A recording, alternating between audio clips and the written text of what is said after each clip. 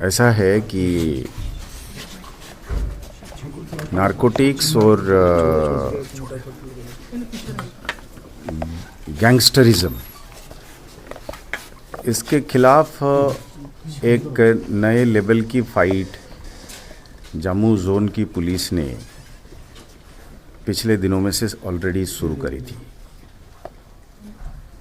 Police के जो field officers हैं जिला लेवल के और थाना लेवल के, ये सब पिछले, आपको याद होगा कि इस तरीके की एक इंसिडेंट हुई थी जहाँ पे ये आपस में रंजिश और रिवेंज किलिंग हुई थी। लास्ट वाला इंसिडेंट है कितने दिन पहले वो हुई थी? 25 दिसंबर। हाँ, 3 महीने पहले। तब से जो है एक एफर्ट थी कि इसके खिलाफ कोई एक मीनिंगफुल पर्पसफुल कार्रवाई की जाए जो पहले से ज़्यादा कठोर हो और ज़्यादा फलप्रद हो, पर्पसफुल हो। कुदरती बात है, तो पुलिस ने इनकी हिसाब किताब लेके इनके पीछे पड़ी हुई है। तो कल रात का जो इंसिडेंट हुआ वो बहुत ही अनफॉर्चुनेट है हमारे लिए। यंग ऑफिसर है और हमें इस चीज़ की अभी एहसास है कि दीपक, सब इंस्पेक्टर दीपक जो है, इसमें उसके साथी बताते हैं, उसके सीनियर अफसर्स बताते हैं कि चढ़ बढ़कर इसमें गैंगस्टरिज्म के ख़िलाफ़, नारकोटिक्स के ख़िलाफ़ उसमें एक अलग लेवल की जज्बा था, एक अलग लेवल की फ़ाइट करने की विल थी और एक एंथुसियाज़म थी। अब टीमें गई थी और खबर थी, खुफिया खबर थी कि वो उसी जगह पे आने वाला है। तो बताया जाता है कि उसके साथ भी कुछ साथी थे जो उनके हमराह होके आए थे। पुलिस को इस बात की खबर थी, तो इन्होंने उसको, ये बात में ज़रूर असेसमेंट में कहीं हम अपने लेवल पे इसको असेस कर रहे हैं कि इनकी एक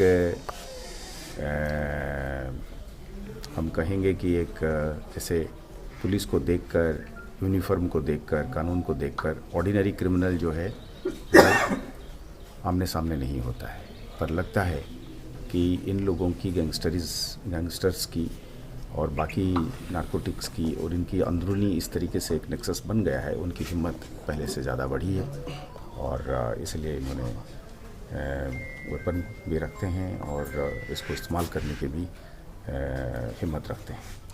हम तो अभी इस वक्त सिर्फ यही कहेंगे कि हमारे लिए एक ये नए वार का ऐलान है। हम इसमें जैसे अंग्रेजी में कहते हैं कि टोंग्स एंड हैमर्स, हम कोई कसर नहीं छोड़ने वाले हैं अभी। अब हमारे सब इंस्पेक्टर की शहादत हम बिल्कुल ज़ाया नहीं होने देंगे।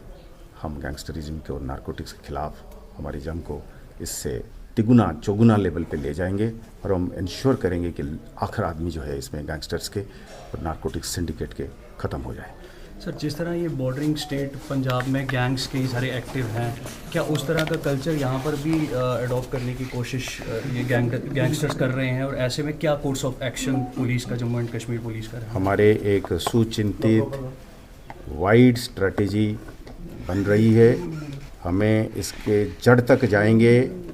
हमको इस चीज़ की एहसास हो रही है कि साहब, ये इलीगल लैंड डीलिंग से लेकर, नारकोटिक्स से लेकर, बोवाइन से लेकर, ये एक क्रिमिनल सिंडिकेट खड़ा करने की कोशिश कर रहे हैं पंजाब की पैटर्न पे। और चूंकि जम्मू कश्मीर में डेवलपमेंट एक और लेवल पे आई है, यहाँ पे business, industry, all India institute of medical science, educational और भी इंस्टीट्यूट एक और लेवल पे यहाँ की इकोनॉमिक एक्टिविटी को ले जा रहा है।